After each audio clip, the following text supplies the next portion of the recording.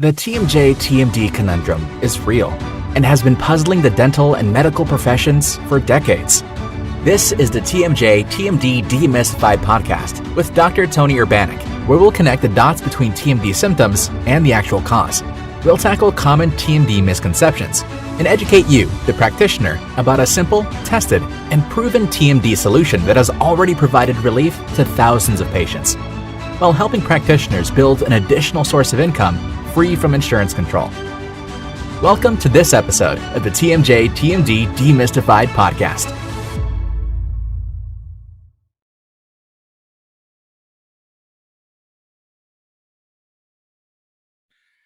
Welcome, TMD Warriors. I'm Tony Urbanek, and we are gathered for the next installment, the next episode of TMD Demystified. Today, the topic and the title is TMD and the oral and maxillofacial surgeon. I have touched on many of these thoughts and parts over the past 65 episodes in part, but today I'm going to try to bring it all together for the oral and maxillofacial surgeon. So if you are a general dentist, or as I am now aware that there are public watching these episodes, which I encourage and appreciate, but today this is designed directly to the oral and maxillofacial surgeon, but everyone else is encouraged to listen. Maybe you get a little inside baseball in how an oral and maxillofacial surgeon thinks and what goes on in our profession, what has gone on and what does go on in our profession over the past 46 years since I have been an oral and maxillofacial surgeon myself. I don't withhold anything. I'm very transparent about what I think and what I profess and the facts involved. And so I will be very transparent and forward about what goes on with oral and maxillofacial surgeons as it applies to TMD. I do have a few points to make, and then who knows what else I'll say, because if there's one area that I'm very familiar with, it's oral and maxillofacial surgery as it relates to the temporomandibular joint. And of course, non-surgical treatment of the temporomandibular joint. And that is really what we're going to talk about today for the next 30 minutes or so. I'll certainly try to limit it to that period of time. I don't want to wear you out and bore you for sure. All right, so as if you follow and have followed my podcast at all, you know that I did 30 years worth of surgical care for the temporomandibular joint, meaning 30 years of surgery. And during that 30 years, I performed in excess of 2,000 cases, roughly half of them through an arthroscope and half of them open joint surgery, probably tilted more toward open joint surgery than arthroscope. It could be, and again, I can't give you the exact numbers, but I know approximately how many procedures I did per year over those 30 years. And just multiply that by procedures performed per year or per month, times number of months or times number of years. And I know it's in excess of 2,000. And thinking about it a little bit, it was tilted more toward open joint surgery rather than arthroscopic. Let's just say 1,200 open joint surgeries and 800 arthroscopic procedures, probably closer to the truth. Anyway, that is a lot of temporomandibular joint surgical procedures. I can't compare it to any of my other colleagues who do surgical procedures, but it certainly would be similar to surgical procedures performed by a professor in any of our training programs. That's a lot of TMJ surgery. I'm really familiar with all the varieties of surgery. I have done them and tried them all out, certainly more than others. I found some were absolutely not effective at all and a waste of time. I found others were somewhat effective. I have my preferences. I had my preferences for what I thought worked best for temporomandibular joint symptoms and surgical relief. I found that arthroscopic surgery was temporarily effective at best.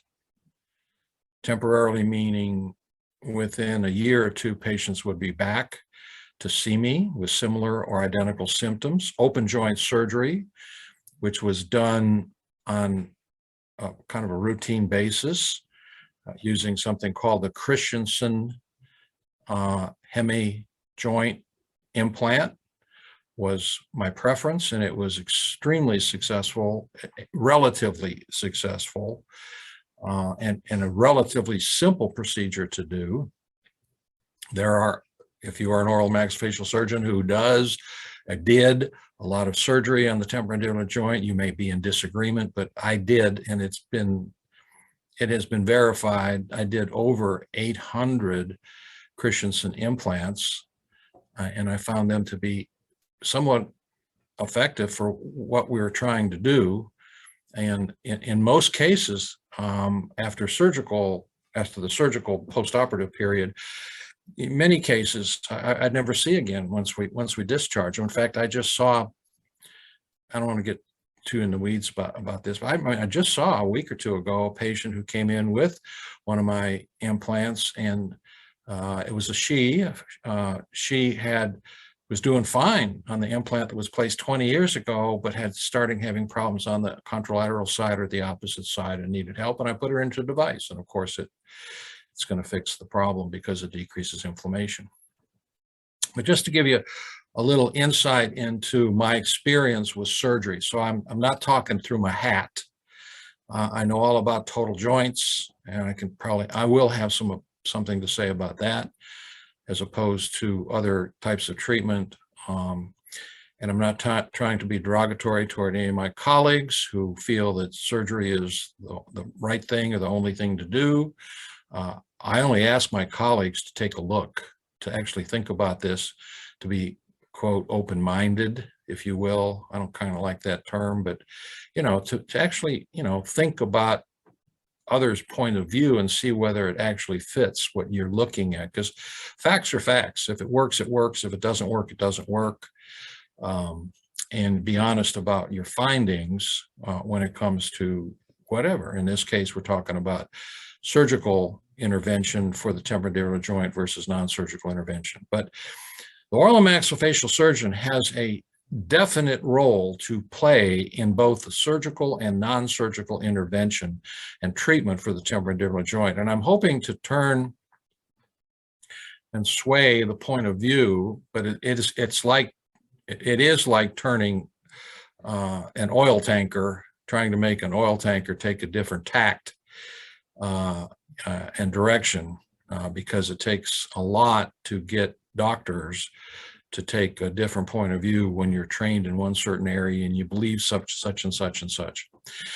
All right, first of all, as I mentioned before, the facts are in 2022, you can hardly find an oral and maxillofacial surgeon who wants to do any kind of surgical treatment for the temporomandibular joint. Now, there are surgeons who do a plethora of those, but the direction that has been going recently in the past 10 years, and certainly within the past 5 years, is limiting or directing the patient to what we call in oral maxillofacial surgery the total joint replacement, where you replace both parts of the joint itself. You have the glenoid fossa and you have the condyle, and you literally have metal components that replace both of those. Similar, if in concept at least, if identical in concept, but similar in type to like a total hip or a total knee.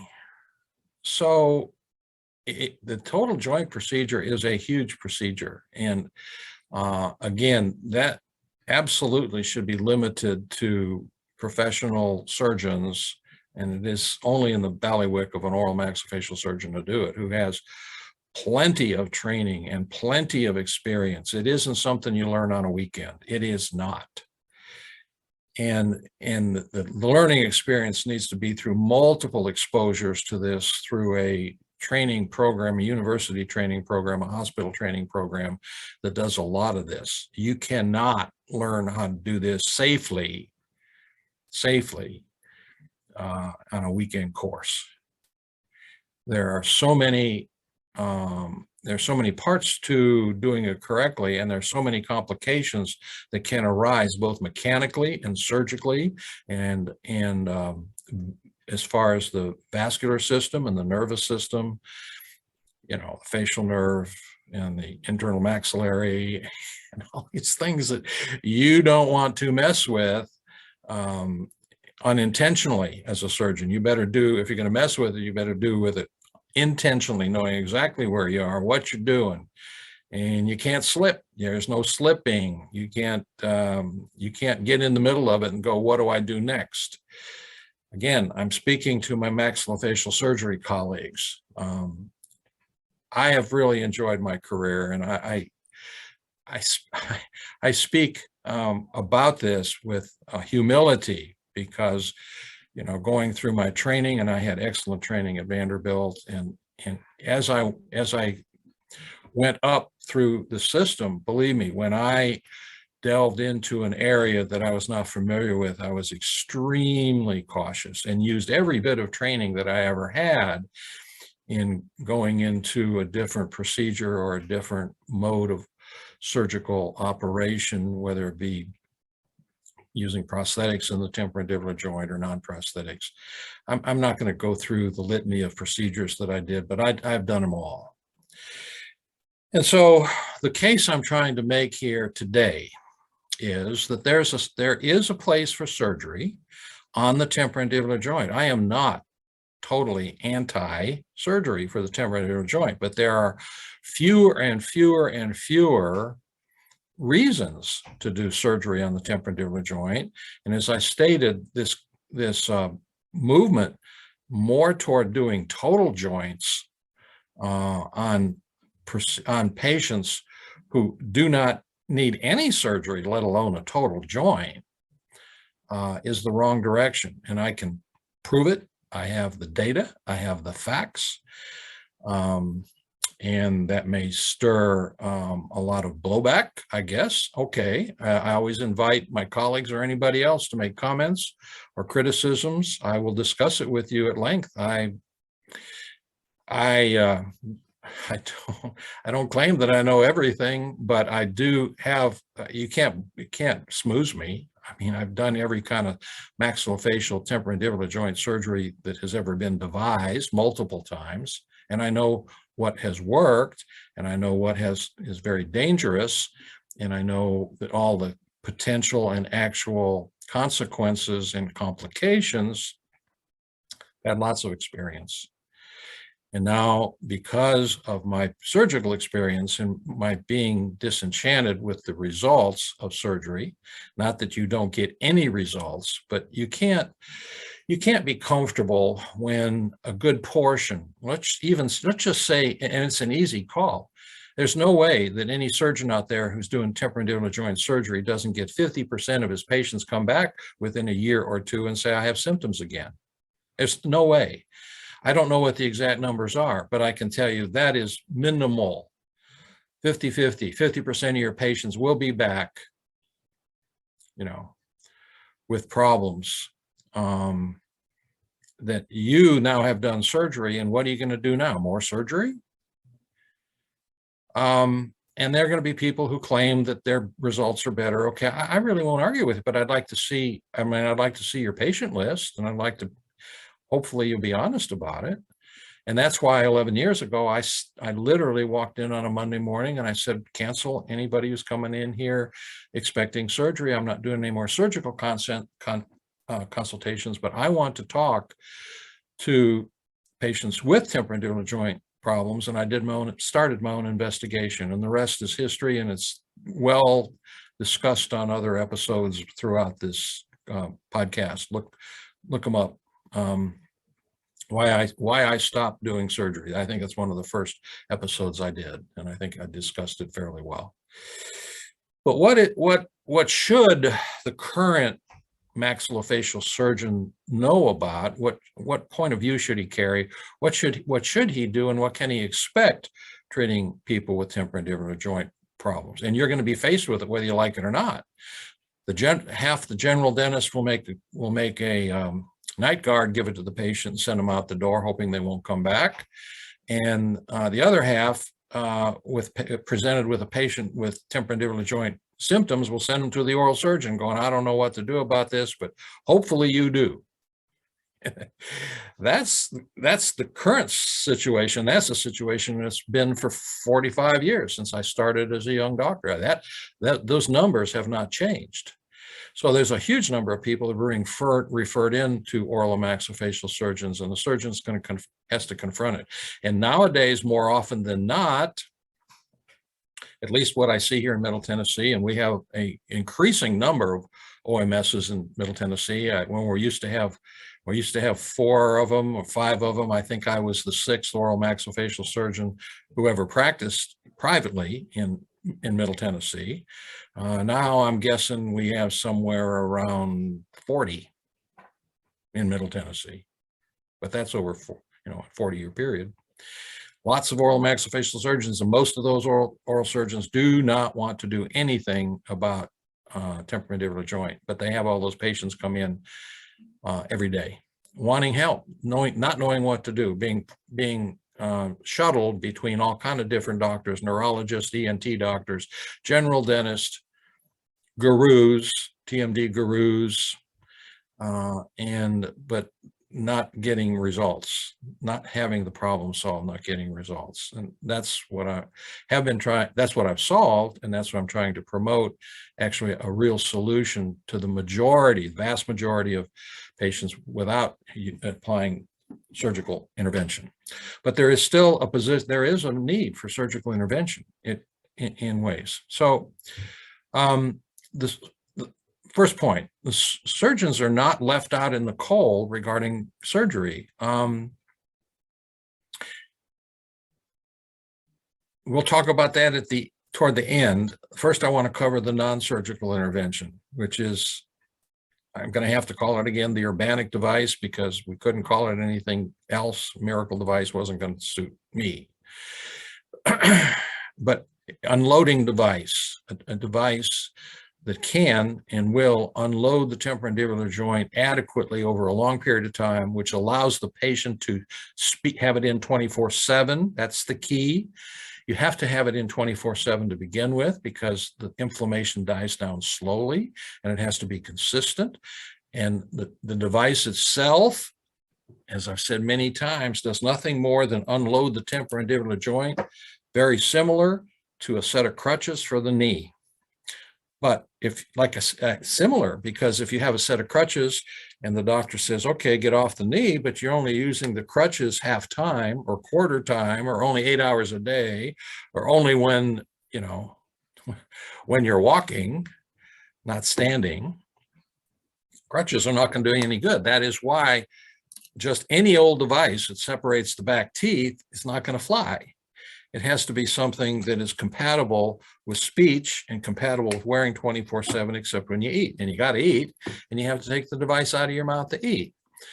All right, so I made that a point again for the umpteenth time, but the surgeon himself needs to consider the fact that what he's up against is not the literal anatomy or even the degree of destruction of the temporomandibular joint, but it is the degree of inflammation within the joint.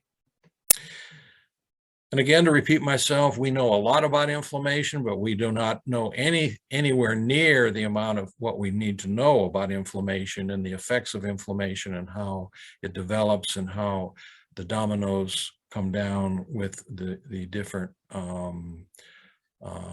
aspects of inflammation causing other problems, not only locally, in this case through temporomandibular joint, through systemic, through the body. Lots to be learned, lots to know, needs to be done. That's not what we're going to talk about. We're going to just say about what what the oral surgeon's point of view needs to be. And first of all, if you're presented with a patient with temporomandibular joint symptoms, you have to, if you're even contemplating treating the patient surgically at all throughout the United States of America, the standard of care, the written standard of care via standard of care of the American Association of Oral Maxillofacial Surgeons is you must treat the patient for at least 6 months non-surgically. So even if you're just hot to do surgery, and I'm going to be a surgeon, I'm going to do surgery on this. Okay, doctor, but yet you have to do at least 6 months of non-surgical intervention. Well, that can be anything. It's not defined. On and off heat, or ice doesn't help.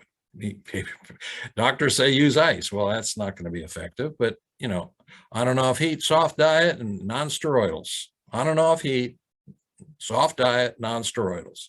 We all know that. Well, that is non-surgical, and it is, quote, whatever that means, conservative, which is a soft and fluffy word, doesn't have a good definition, but they use it all the time. But basically, you're not supposed to treat a patient surgically unless they try something else. So if you understand actually what causes all these symptoms and you can diminish or decrease the inflammation within 6 months, you have got the solution. You won the game, and you don't have to do surgery.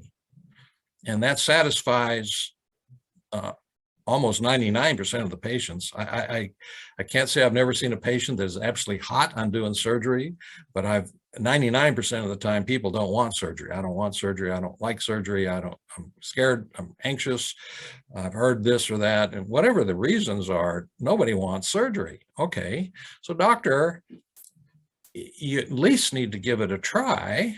And again, if you know the mechanisms that cause the symptoms, which is inflammation, and you have a device and protocol that unloads the joint and allows the inflammation to go down, regardless of what the x-ray looks like, regardless of where the meniscus is, regardless of how much bone loss is there, regardless of how many subchondral cysts are present, regardless of the size of the condyle. If you can reduce the inflammation adequately, the symptoms will go down, and you reduce the symptoms adequately by using a device 24/7 to start with, and then usually at 2 months, you can go to nighttime.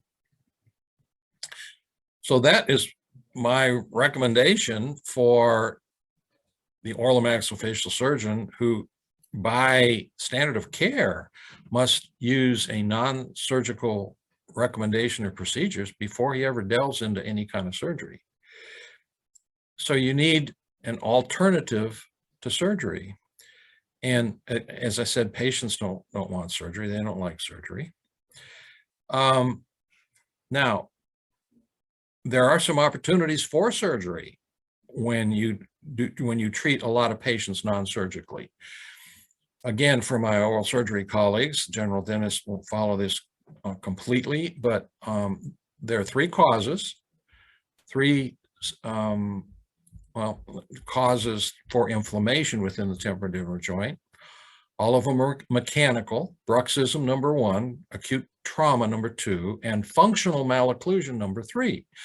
I've had several episodes I talked about functional malocclusion and how it can be defined, but a functional malocclusion can be small. It can be as little as 2 or 3 millimeters, which can be adequately to cause damage and inflammation within the joint. But as far as we, the maxillofacial surgeons, we're used to looking at somebody across the highway and seeing a big jaw or a big class 2 or a long face and saying, well, that patient needs orthognathic surgery. And orthognathic problems, functional malocclusions, big class 1s, big class 3s and big class 2s, big open bites, notorious for damaging the temporomandibular joint, causing what? Inflammation in the joint, causing what? Symptoms of temporomandibular joint disorder, TMD. So as you increase the number of TMD patients you see in your practice and treat them non-surgically, you are going to have an increased awareness and number of patients who actually need orthognathic surgery, which allows you then to coordinate treatment with your orthodontist or an orthodontist, because orthognathic surgery almost always correctly needs, the assistance and working with an orthodontist to make the case come out correct. And so it allows you to do an increased number of orthognathic cases.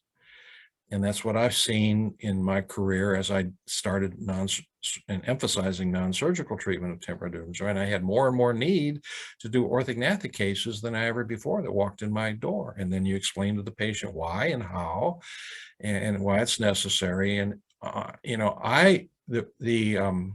the agreement from the patients, the conversion of the patients saying, yeah, I think I need, has been much better, much better when the problem itself originates and it's very real to them, that their symptoms and their pain associated with temporomandibular joint has been originated through their jaw growth problem. Although I must admit to my listeners right now, I quit doing orthognathic surgery roughly about 4 or 5 years ago. I quit going to the hospital. I got so busy with non-surgical TMD, and I quit doing any kind of office surgery about 4 months ago. No more implants, no more dental, no more third molars, no more anesthetics. I'm totally devoted to the non-surgical treatment of TMD. But it will, doctor, increase your load of orthognathic cases when you accept non-surgical treatment of TMD and you're known in your community for doing a good job and making those symptoms go away. You will see more and more orthognathic cases. We have a bit really busy practice here with non-surgical TMD. We are referred in roughly between 80 and 100 new TMD patients per month, usually 20 to 25 a week, kind of keep it at that level. And so it leaves an opportunity. You may not want that many patients. You may not be able to see that many non-surgical TMD patients with your load of third molars and extractions. And hopefully you're still doing other oral maxillofacial surgery procedures like orthognathic surgery, like cleft palate treatment and surgery, like trauma. So secondly, it opens up that pathway for dental implants and wisdom teeth, because once you see a patient who has had pain for 10, 20, for decades, even 5 years, but most of our patients have a history of 10 to 20 years. Average is probably about 20 years that they have had symptoms. They may not have known or equated their symptoms to TMD. Most of them think they've had migraine headaches or they've had neck pain all their life, but they've had TMD symptoms they have coming from their TMD, and the average is 20 years, and they've seen multiple doctors for their headaches and their neck pain. Some have had neck surgery, and most of them are on some kind of medication for their migraines, and they're all related to the inflammation within the temporomandibular joint coming from temporomandibular joint. But when you get someone out of pain that has had pain for a couple decades, you are their friend forever, and they will refer their children and their aunt and their uncle and their mother, certainly if they have any temporomandibular joint disorder symptoms, but for their wisdom teeth and their extractions. And I've had so many patients look up to me once we get them up to speed and their symptoms are gone, and they ask me, can I be their dentist? And I said, no, I can take your son's wisdom teeth out, but you don't want me to be your dentist. I refer them under one of my colleagues. So you can avoid, in the United States of America, if you will follow my lead, if you take it that, or recommendation, and learn how to use that device, which unloads the temporomandibular joint long enough to allow the inflammation to go down, thousands and thousands of temporomandibular joint surgeries can be avoided long-term, permanently. That is a huge statement, but it's true. And we have a study that shows that, actually, that has been independently produced through Middle Tennessee State University based on our, at that time, we have now 4,000 cases. At that time, we had 3,000 cases to put the study into. And that proves that thousands and thousands of surgeries can be avoided if you treat the patient non-surgically correctly, which means not with a night guard, not with Botox. If you treat them correctly by unloading the joint, making the inflammation diminish, go down, and symptoms go away. So the oral maxillofacial surgeon is not left out in the cold as far as him doing surgery. In fact, it increases your surgical load. And it makes you feel a lot better when you actually have the patient come in and say, doctor, 90% of my symptoms are gone. And that might happen in 3 weeks, it might happen in 2 months. And they look at you and say, thank you so much. And we have that happen every day around here, every day, and I don't exaggerate. So for my oral maxillofacial surgery colleagues, I'd like you to think about what I had to say. I think that you should treat TMD daily. I think you should encourage those referrals from our general dental colleagues and our ENT colleagues. We have no answer for Meniere's disease, ringing fullness dizziness, which is already, I had that discussion prior episode.